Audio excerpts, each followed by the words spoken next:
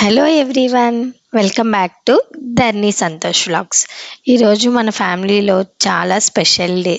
మా పాప బర్త్డేని చాలా సింపుల్గా ఫ్యామిలీతో సెలబ్రేట్ చేసుకున్నాం. మరి ఈ బ్యూటిఫుల్ డేని మీతో షేర్ చేసుకుందాం. మార్నింగ్ మా పాప స్కూల్కి రెడీ అయ్యి బర్త్డే రోజు కూడా హ్యాపీగా స్కూల్కి వెళ్ళిపోయింది.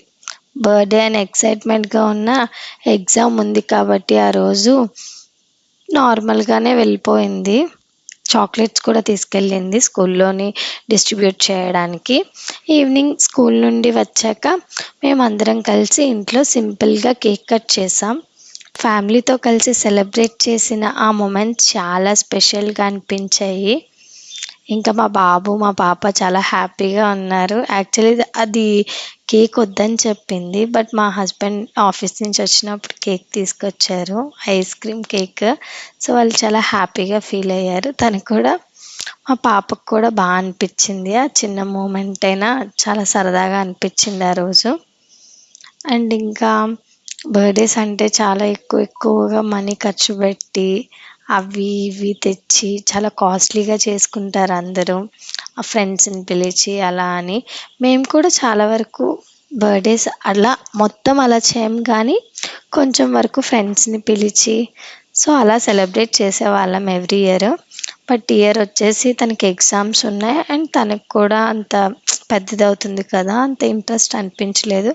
తనే చెప్పింది ఇయర్ కేక్ వద్దు మమ్మీ అని చెప్పి, సెలబ్రేషన్స్ ఏమి వద్దు, తను చిన్న చిన్న హ్యాపీనెస్ కోరుకుంటుంది. లైక్ తనకి నచ్చిన రెస్టారెంట్కి తీసుకెళ్ళమంటుంది.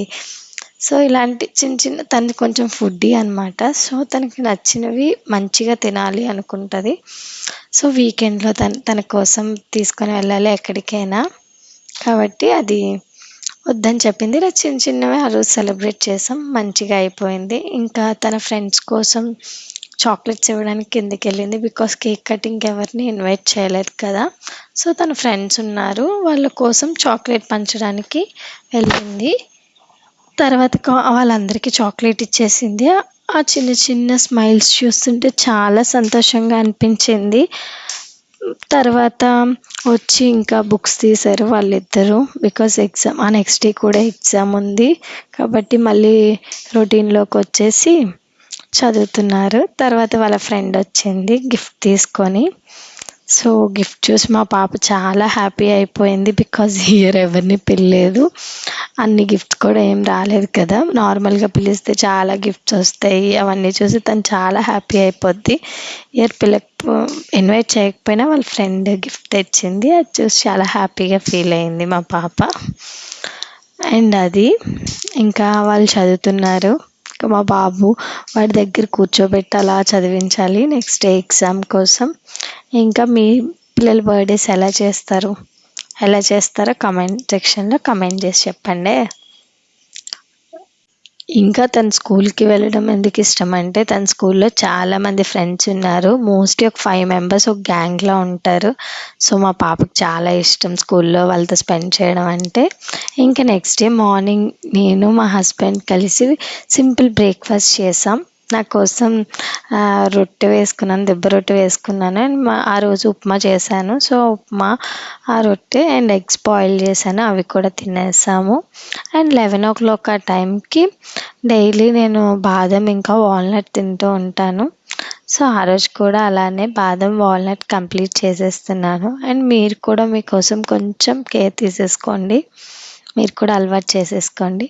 తినేసిన తర్వాత బయటకు వచ్చాం, చిన్న పని ఉంది, ఏంటంటే పిండి ఆడించాలి అండ్ రైస్ బ్యాగ్ కూడా తీసుకోవాలి. సో షాప్కి వచ్చేసాం, పిండి అయితే ఆడించేసాంలేండి. అండ్ రైస్ కొనడానికి ఈ షాప్లోనే మోస్ట్లీ కొంటాం, మాకు నచ్చిన రైస్ దొరుకుతూ ఉంటుంది. సో రైస్ తీసేసుకొని ఇంటికి మళ్ళీ రిటర్న్ వచ్చేసాము. మా ఆయన అక్కడ మోసుకొని వెళ్తున్నారు రైస్ బ్యాగ్ని. సో ఇంటికి వచ్చిన తర్వాత ఇంకా బట్టలు ఉతికాను, మార్నింగ్ వాష్ చేశాను, నేనే వాష్ చేస్తానండి హ్యాండ్తోని. సో బట్టలన్నీ ఆరేసిస్తున్నాను. ఇప్పటికే చాలా టైం అయిపోయింది, లేట్ అయిపోయింది. సో ఆ పని చేస్తున్నాను. ఈరోజు ఒక మంచి టిప్ చెప్తాను. ఉదయం ఒక గుప్పెడు బాదం, వాల్నట్ లాంటివి తింటే బాడీకి మంచి న్యూట్రియంట్స్ దొరుకుతాయి. సో ట్రై చేయండి. ఈ వ్లాగ్ నచ్చితే లైక్ చేయండి, షేర్ చేయండి, కామెంట్ చేయండి. మళ్ళీ ఇంకో కొత్త వ్లాగ్‌తో కలుద్దాం. బాయ్. Take care.